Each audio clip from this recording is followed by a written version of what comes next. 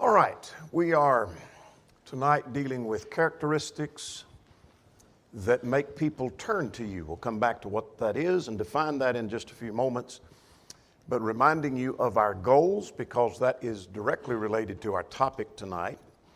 As we talk about our goals to develop future leaders, those who are thinking that maybe in the future they would like to be leaders, or maybe your husband will be a leader someday, or you're helping to look out among us to select leaders, we need to think about characteristics that will cause people to turn to us. And so what we have in the future, we're going to be dealing with why leaders don't lead. Next week, we'll talk about communication. We'll get into the qualifications of elders, why more churches don't have elders. We'll talk about a little bit. And then we'll talk about following leaders and what to do to prepare for leadership. But tonight we're talking about characteristics that make people turn to you. And I want you to do some thinking about some things that perhaps we can develop a little more toward the end if time permits. We have some ground to cover. But let's give some introductory thought to what we're talking about. Leaders can't lead if people are not willing to turn to them. You can't lead to people that will not follow. I think that's a given, that's a general principle. So what does it mean when we talk about people turning to you? What we're meaning by that in this study is they follow your lead and they follow your direction. And so if you're one that people turn to, they're following your lead, they're following your direction. And furthermore, the kind of person that people will come to with their problems and their questions. You'll see more what we're talking about here in a moment. The kind of person that people are willing to confide in. So the characteristics that would cause people to come and confide in you. I've got a problem, or I've got a question, or I have a suggestion, and I am comfortable talking to you as one of the leaders. What are those characteristics? Well, we'll get to that in a moment. Henry Grieber said, our possibilities of success are much more limited by our personality traits than by our intellect. Well, perhaps overstated a little bit, but that's not a bad statement. That quite often it is limited, our success is limited by our personality. No matter how brilliant we may be, how much we know about what we're doing. We've all seen that with a doctor. You go to a doctor and you say, he's absolutely brilliant, probably the best there is, but he has no bedside manners. And yet here's one over here that he is a good doctor. He's probably not quite what the other doctor is, but he's personable. He'll take time with you. You're more comfortable with that doctor. That's the kind of thing we're talking about in our study tonight. I want to just briefly hit the concept, which you well know, that personality makes a difference. It matters. Daniel had an excellent spirit, Daniel 6 said. That was true in his early days, and this is now in the latter days of his life. He had an excellent spirit in him. He had a great personality, means there were characteristics about him, not just a bubbly personality. It's not what he's talking about. Luke 2 talks about Jesus having favor both with God and with man. So not only was he in favor with God, but with man. There was something about what he did and how he conducted himself that caused people to take liking to him. Many of the godly principles are personality traits, like the principle of love, like the principle of kindness, like the principle of forbearance, like the principle of being considerate, and on we'll go and we'll list some more as we go on. Making sense so far? Personality makes a difference, and that'll make a lot of difference with someone turning. One more thing about introductory thoughts before we develop our concepts. It takes time to develop characteristics to make people turn to you. In other words, a young man who's not giving any consideration to ever being a leader, he finally reaches the age, maybe he's in his late 40s, early 50s, and he suddenly decides, you know what, I want to be a leader. And he decides he wants to be a leader and expects people to appoint him as a leader and then expects people to just start turning to him. It ain't going to happen. It ain't going to happen. J.J. Turner, in one of his multiple works on leadership, and I recommend those if you want to do a little work on leadership, J.J. Turner, he has a number of works out. He's an institutional preacher, but he has a number of works out on leadership, and they're very helpful. But nonetheless, he illustrates the point this way. It's like a man who wants to be a doctor and have patients turn to him for advice and for treatment, and he just hangs a shingle out and he hasn't made any preparation. No, it takes years of work to be a doctor. and it takes years of preparation to be a leader. Make sense? All right. Now I want to picture something with you just for a moment. We have been pretending, at least in our scenarios at the end of our study, that you're one of the elders and you're playing that role, at least in answering the scenario. This time, you're not one of the elders. And these are three elders over here pictured on the slide.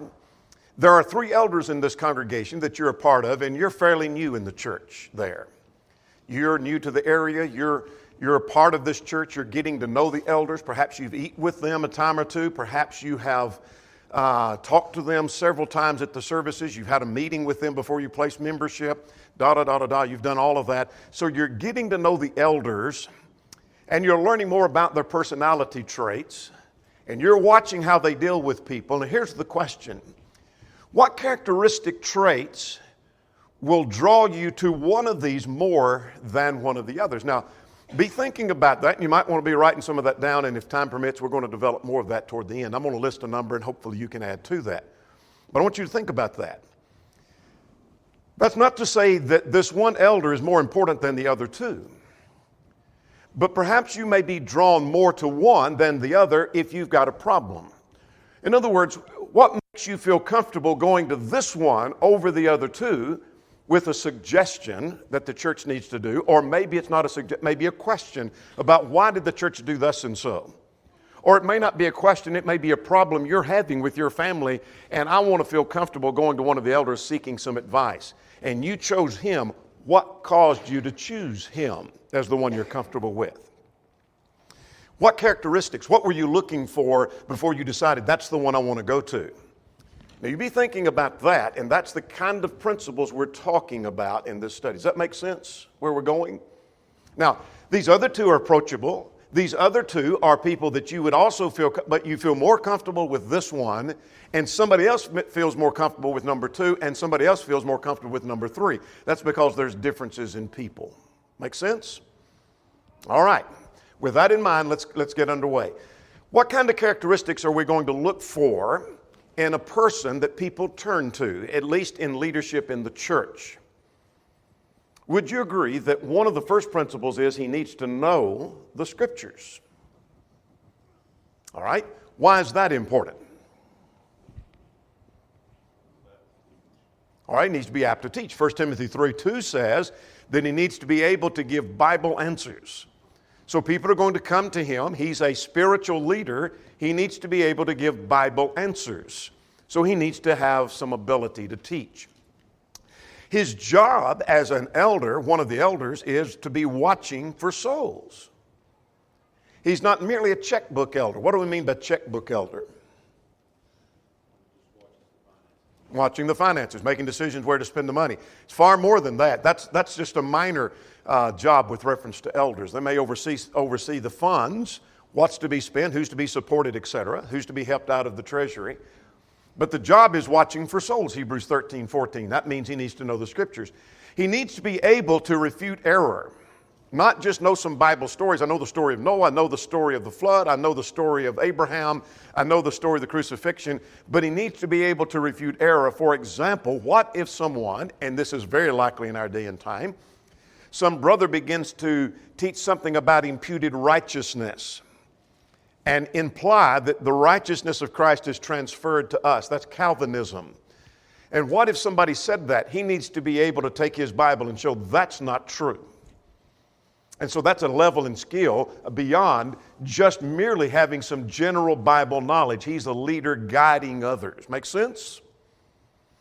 So one of the things that would draw me to this fella, again, we're not one of the elders.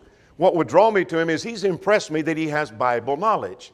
So I need to be assured he's giving out good information, and I need to be sure that he knows his Bible, or else, what do we have? The blind leading the blind. And that doesn't work too well. There are churches where there are blind leading the blind, obviously, in a number of places. So that's an obvious thing. He needs to know the Scriptures. Here's a second principle. He needs to be available. Why is that important? Say again. Right. You never know when something's going to come up. An elder and a leader in the church is not just an executive position where he makes decisions. I want to make sure that I'm there to make, in all the meetings, that we can make decisions and I can make my vote and da-da-da-da. Being an elder, being a leader in the church is far more than that. You see, one that has little or no personal contact with people, would you agree that people are not likely to turn to him? See, those three men that we talked about a moment ago that were on the screen, the reason you may be drawn to that one is one of the other two, or maybe the other two were not as available as this man is. That makes sense? Seems like you can never catch him, can never talk to him. He's never around. Maybe this one is the one that's available. Maybe that's why I approached him. A leader doesn't need to be too busy to talk and answer questions or give some help. He needs to be available. Make sense? Now, let's think of some Bible principles that would demand that. You say, I don't remember a passage that says, in order to be an elder, you must be available. I don't remember that wording. So how would I show from the scriptures, or can I? Maybe I can't. Can we? All right, needs to be able to answer every man, 1 Peter 3:15.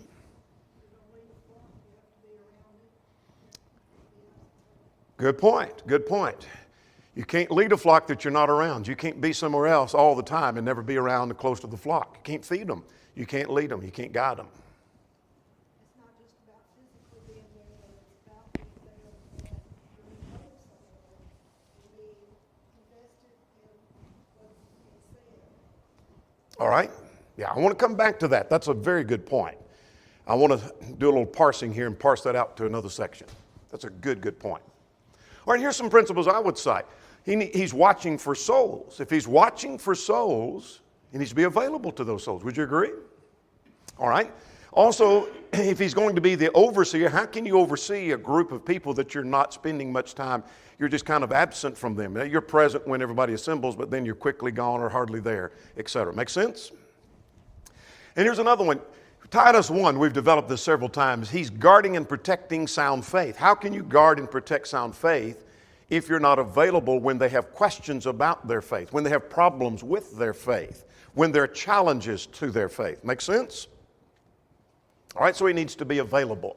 Now you think of a man, for example, what would you think of a man who's been appointed as an elder, and yet he comes in at the last minute for services, and then he leaves immediately or maybe before services are over, and you can't catch him before or after, and then he's never at any social gathering where brethren are gathered. So you hardly ever have an opportunity to talk to him one-on-one, just in a casual setting.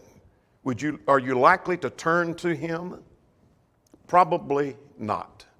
All right, here's a third principle. He needs to have wisdom and judgment. Why is that important? Or is it important?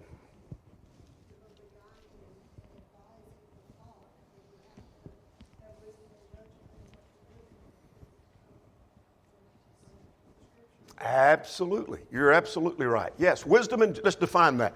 Wisdom has, according to James 1, the ability to look beyond the present and see the future. Now, no one really thinks we can see the future, but James 1 said, if any lack wisdom, let him ask of God. Remember that, James 1:5? I don't think that's just talking about general wisdom. He's talking in the context about being able to see the benefits of the problems now producing good in the future. So in that sense, you can see the future. We're going through some trials, but it's going to make us better in the future. And so in that sense, he has wisdom. He can see beyond the present. So I'm looking for a guy that I confide in that is able to see where things lead. He can see the difference in good judgment, better judgment, and the best judgment. Really, I think that's the latter part of Colossians 1:9 without developing that thought. That he knows this is good judgment, this is better judgment, but this is the best judgment. So when I'm asking for advice, he can give that to me. Does that make sense? Wisdom and judgment has to do with how he words things and his actions and how his decisions, how all of that comes across. That he recognizes, here's how my words come across, here's my actions, how they come across, here's my decision, how that comes across. He thinks about that. That's wisdom. Make sense? He anticipates that kind of thing. He thinks things through and he's not rash, like Proverbs 15:28 talks about. That's the idea of wisdom. Now, how do we show wisdom? One, you know, in the congregation, because how you come across to one person may be different than how you come across to another, and you have to be wise and adjust into the situation you're in. All right, that's true. I'm fishing for an idea, though, from James 3. Now, as you look at that, how many times have you known people, may not have to be an elder, but maybe some elder that wants you to listen to them, and he has to remind you and tell you, I have some wisdom. I've been around the block. I know what I'm doing. I've got some experience. I've got wisdom, and I want you to know I have wisdom. What do you think about that? Why? Yeah. Look at James 3. You're exactly right. That's what I'm fishing for. Look at James 3 and in verse 13. Who is wise and understanding among you? Let him show by good conduct that his works are done in meekness of wisdom. He shows it in his action. You're going to see wisdom in his family, in his actions, in his conversations. He doesn't have to tell you he has wisdom. If he's telling you he has wisdom, he probably wonders if you're noticing he has wisdom. That's probably the case. I've found that to be true through the years. So you show it by your conduct. All right, let's develop that a little further. He uses judgment in what he says and what he asks and how he approaches people. Would you agree with that? So that may be what draws me to him, is how he uses wisdom. He should be able to give some good advice because he has wisdom. So I'm looking for a man who has characteristics that make people turn to him. He knows the scriptures, he's available, has wisdom. Let's talk about a fourth thing. We're going to try to get through 10 of these if we can. I've got 10 here. He has balance, and by that we're saying he's optimistic and yet realistic. Why is that important? For a leader, particularly an elder, to be optimistic, and at the same time he's realistic. He doesn't veto everything, and yet he has positive spin, and he looks at it realistically and sees things as likely to be addressed. All right? Yeah, a good leader has this level head, meaning he doesn't run headlong in one direction. In other words, there are some guys that run headlong in a realistic fashion, but he's never optimistic about anything. Others run headlong being optimist and never look at reality. And so a good leader has a level head. My feeling about approaching someone that I feel comfortable with, I want to approach somebody that I think's got that level head. I want him to be optimistic, but I want him to be a realist as well. Let's talk about optimism. Optimism sees potential and possibilities and capabilities. Would you agree with that? Maybe as he's talking to you, I want him to be able to see some possibilities in you, your capabilities, your potential. In other words, like Philippians 3, I can do all things through Christ. I can do anything God expects of me. That optimism is seen in Hebrews 6 and verse 3. This we will do. In other words, we're going to do what God asks us to do.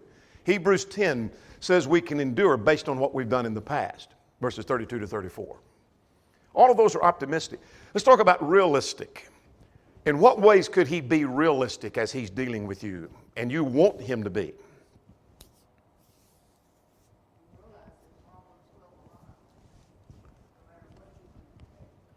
All right, very good.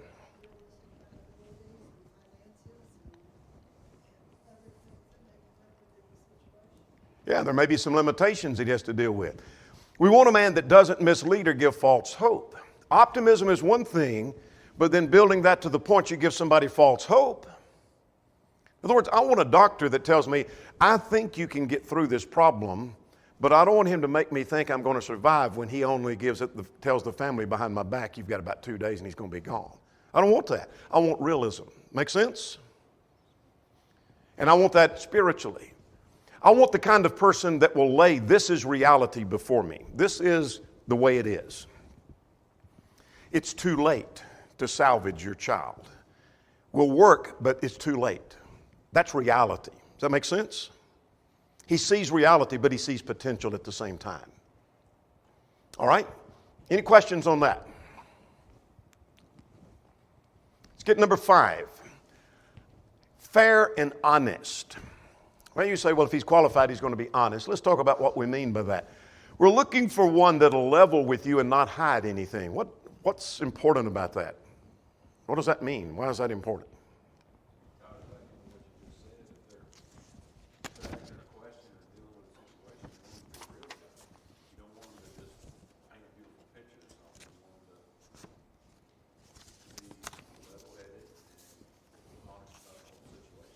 Yeah, I want him to level with what's going on, not hide anything from him. I want a person who's fair in the sense that they try to see another person's point of view. It may be one of the members, it may be one of the fellow elders. Maybe someone who's taking issue with him or with the church.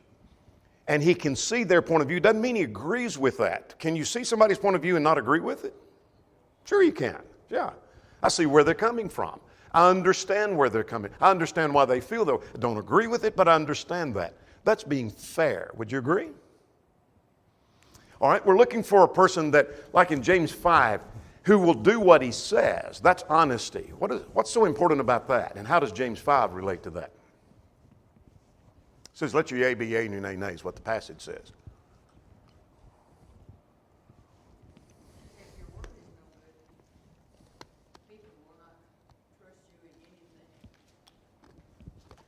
All right, that's true. If your word's no good, they won't trust you about anything. In other words, he'll do whatever he says he'll do. If he says he's going to be somewhere, he'll be there. If he says he's going to accomplish something, he's going to set out to accomplish it. If he says he'll bear responsibility, he'll bear responsibility. In other words, if he's a lot of talk, but he never does what he says, you don't trust him. He gets to be a joke. Yeah, he said he would, but we know he won't because he never does. That happens time and again. Let's talk about the idea of being fair. Fair means he's willing to admit valid points against him, the elders, and the church. Maybe somebody's got criticism about the church, and if it's a valid point, fair means he admits it. You're right. We do drag our feet on that point. You're right. We fumbled the ball on that point. How does that help him as a leader?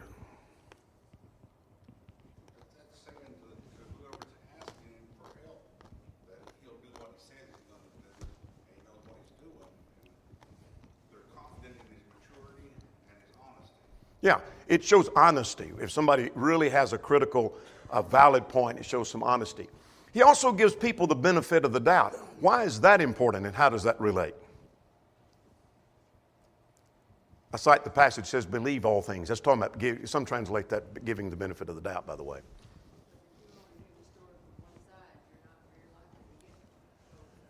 Yeah. Yeah, I want others to give me the benefit of the doubt. I want this leader to give me the benefit of the doubt. And I need to give him and give others the benefit of the doubt. And so a good, fair leader is the one who gives the benefit of the doubt. He's not driven by preconceived ideas about people. If he's driven by preconceived ideas, finish my sentence. And I'm not looking for any one thing. I just want to hear your response. If he's driven by preconceived ideas, he's already made his decision. Let's do that again. Good. If he's driven by preconceived ideas, he's not open to opportunities. Good. If he's driven by preconceived ideas, he's not being fair. Yeah, those are good. He's willing to hear things out. He's objective. He's reasonable. He's rational. He's seeking to be fair. All right. Let's talk about listening. Why is listening important as a characteristic that makes people turn to you for their problems, their questions, etc.?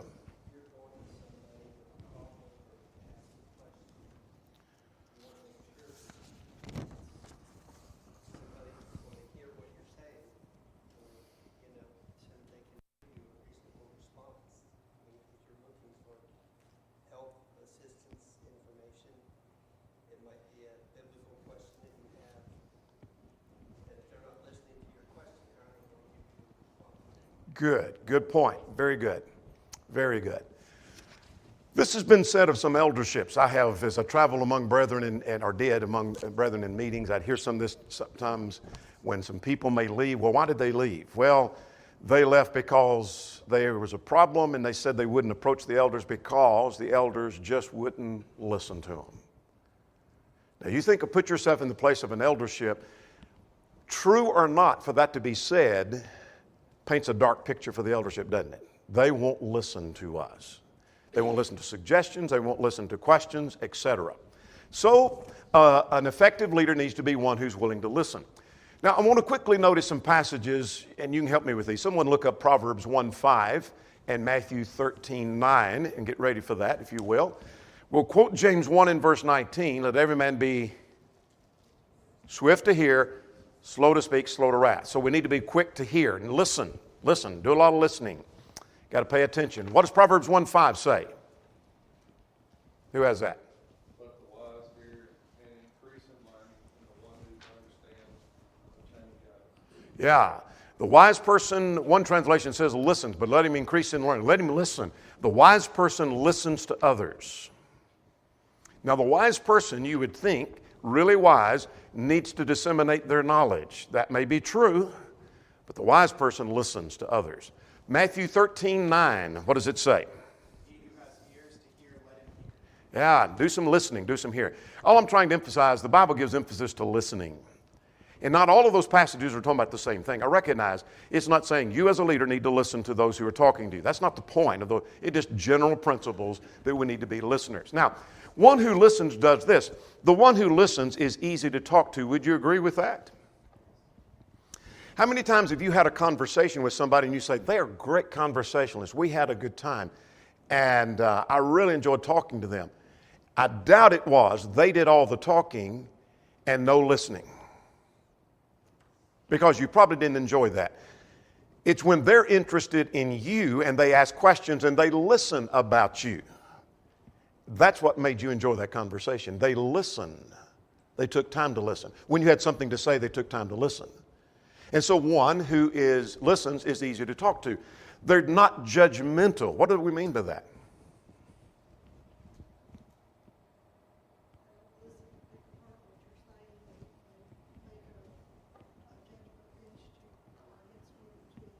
Yeah. You're judgmental, you're listening, and as soon as you can make some reaction, you're ready to make a reaction to that's silly, that's absurd, that's dumb, I need to reject that. They listen, they're not judgmental, they don't cut you off and interrupt. They wait till they get the whole story before they make up their mind, get all the data together. That's the kind of person that listens. J.J. Turner lists the following characteristics. Poor listeners do this. Poor listener is a person that doesn't look at the person talking. You think about that. You go to this leader and you say, I've got a problem, and he's looking in every direction but except you. That makes you think he's not paying attention to me. This is not important to him. Poor listeners, Turner suggests, assume that they know what you're about to say.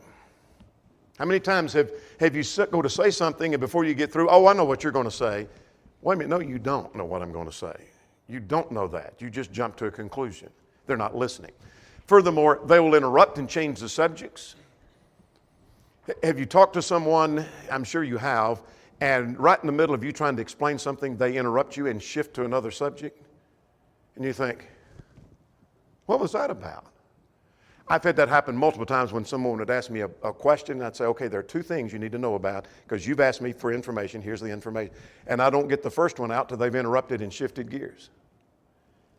And to test them to see if they're listening, I'd say, well, what I was saying wasn't important anyway, so you just go ahead, and they just keep going on. They don't even hear that. And they go, okay, all right. They immediately push back on suggestions that involve judgment. So are you likely to approach this leader that you're talking to, that you've confided in, and you make a suggestion, and before you get through, he's pushing back on that suggestion? What are you going to do next time you have a suggestion? You'll probably go to another leader, won't you? Yeah. Because you want him to hear you out, whether he agrees or not. And they're obviously not paying attention. They're obviously paying attention to something else. That's a quality of a poor listener. They're paying attention to something else. Maybe it's their phone, maybe it's another conversation, another person, while you're doing all the talking, and so they're not listening. All right, here's number 7 characteristic. Being trustworthy in the sense that you can confide in them. Now, let's talk about what that means. Turner said, reliability is more important than ability. Probably, again, overstated a tad, But that's not far off if it's far off at all. Would you agree with that? Would you rather have the person talk to a person that's got ability, but you can't rely on them? Or somebody you can rely on, though they don't have quite the ability of someone else? And reliability is more important than ability in that sense. They're a person of their word. We've talked about that already. They're a person of their word. They're trustworthy, and that's why you confide in them. Let's go to Matthew 18. I want to make a point from Matthew 18. You want to talk to him because he can keep things confidential. Now, Matthew 18, beginning at verse 15, if your brother has a fault between you, go tell him it's a fault between you and him alone. No one else knows about it. And if it works out and you solve it, I'm going to paraphrase, no one else, the elders themselves don't even know about it. Don't need to know. But if that doesn't work, what do? Take with you one or two more. Let's assume you take one. That one is what I'm interested in here. What kind of person do you want to take with you in light of what we're talking about?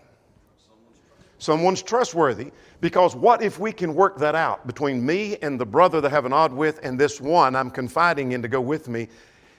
What do I want him to do with that information once we've settled that? Keep it confidential and not tell it, because we're trying to keep it from becoming the burden of the church, aren't we? So that's the kind of character I'm talking about here. He keeps matters confidential. You can go talk to him about your problem with your child, and he's not going to tell everybody in the congregation about that. Make sense? You're looking for a trustworthy person.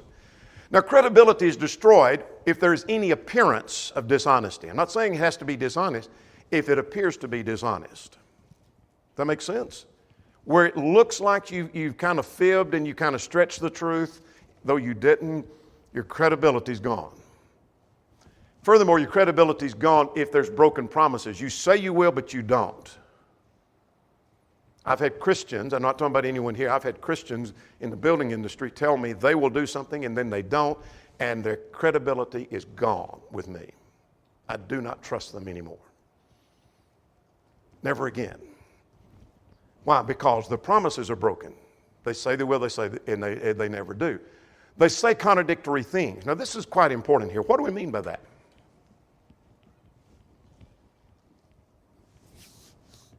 Let me illustrate that. I know of, at least this is the accusation that was made as the story was told to me. I'm not going to tell where, in fact, I'm going to change some of the circumstances lest someone figure out the place I'm talking about.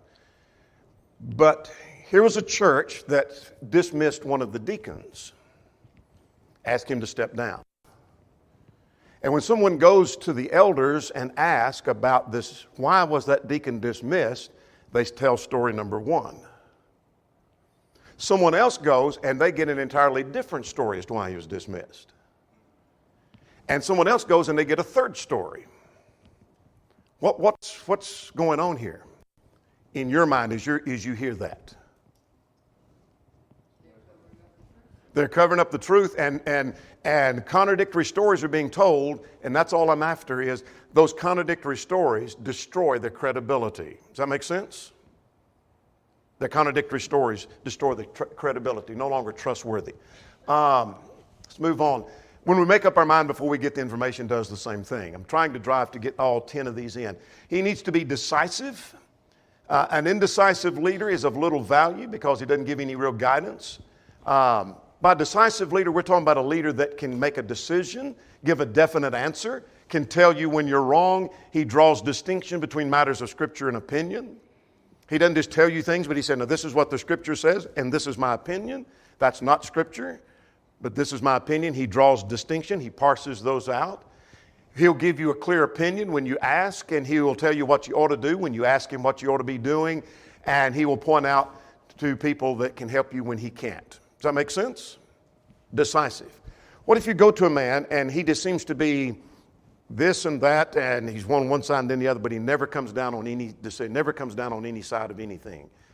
Then you're not likely to go back because you don't get anything from him. Does that make sense? Needs to be decisive. That's not to be confused with stubbornness. Now, this one's important. All of these, I think, are important, but let's talk about tact. What is tact? Say again? Using the right approach. All of us, all Christians, need to have speech that's with grace and seasoned with salt. We need to be gracious in our speech, which means we ought to use tact. So that's not just a quality of a leader. Let's define tact. Isaac Newton said, tact is the art of making a point without making an enemy. I like that. Diplomacy, Bo Bennett said, is more than saying or doing the right things at the right time. It's avoiding saying or doing the wrong things at any time. I like that. We all know of somebody, maybe it's in your family, maybe it's somebody at church, maybe it's somebody you work with, who are prone to put their foot in the mouth and they say the wrong thing.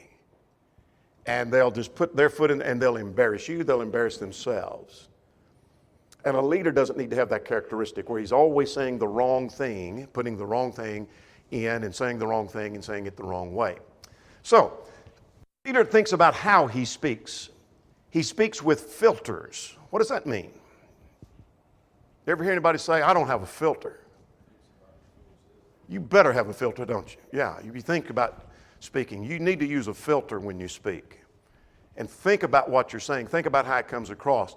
Think about whether or not it comes across. You didn't mean it as harsh. You didn't mean it as careless or hateful, but it may come across that way. Does that make sense?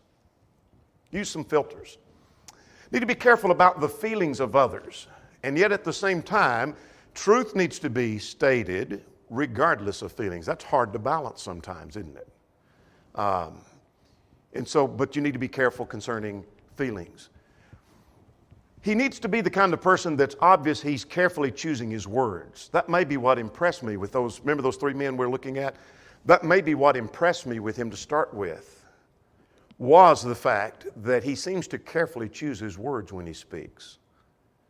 And so I want to talk to him and confide in him because he's going to be careful in choosing his words with me. It's going to make him an effective leader. The timing of his words or the approach is also going to be important. And where matters are discussed, that's also tact. This may be something good to say, but it may not be the place to say it. This is not the occasion for that. Make sense? All right. Now let's mention one more, genuine. What does that mean and why is that important? Why is it important for him to be a genuine person?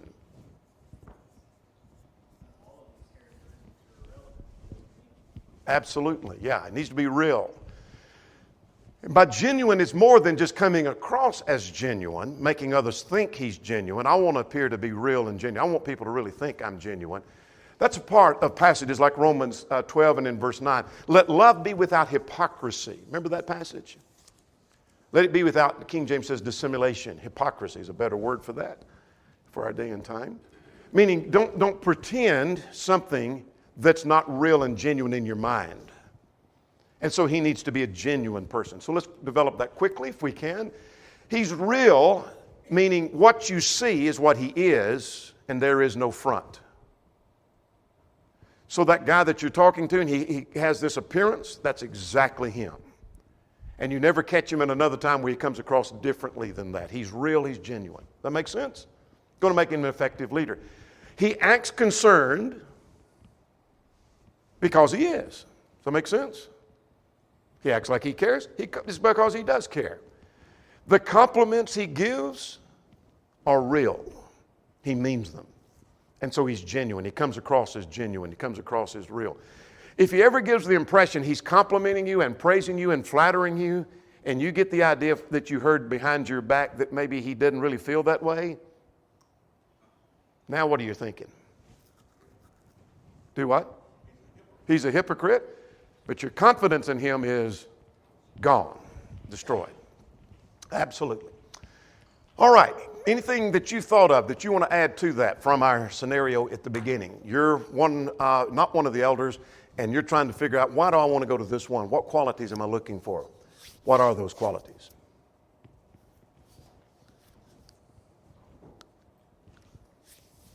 Anything you want to add to that you wrote down as we went through that? Humble.